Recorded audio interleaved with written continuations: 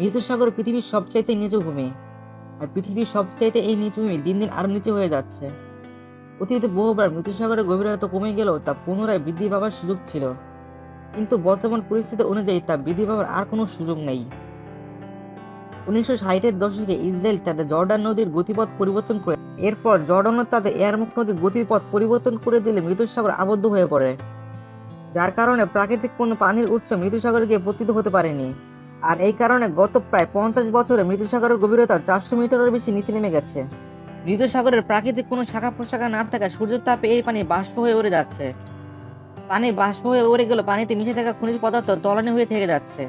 কারণ সূর্যের আলোতে পানি বাষ্প হয়ে উড়ে গেল, পানিতে মিশে থাকা খনিজ পদার্থ বাষ্পীভূত হয় না, যার কারণে পৃথিবীর সবচাইতে লবণাক্ত পানি আরো লবণাক্ত হয়ে যাচ্ছে। প্রতি বছর গড়ে প্রায় 5 মিটার করে এর পানি নিচে নেমে যাচ্ছে, যার কারণে পৃথিবীর সবচেয়ে নিচু ভূমি আরো নিচু হয়ে যাচ্ছে।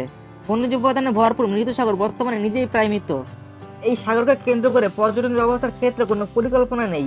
সব জায়গায় তৈরি করা হচ্ছে বিলাসবহুল হোটেল। ইসরায়েল ও জর্ডান মৃত্যুসাগর সংরক্ষণে এখন পর্যন্ত একত্রিত হয়ে কোনো সিদ্ধান্তে আসতে পারেনি। আর অন্যদিকে মৃত্যুসাগর তাদের জন্য একটি লাভজনক ব্যবসায় পরিণত হয়ে উঠেছে।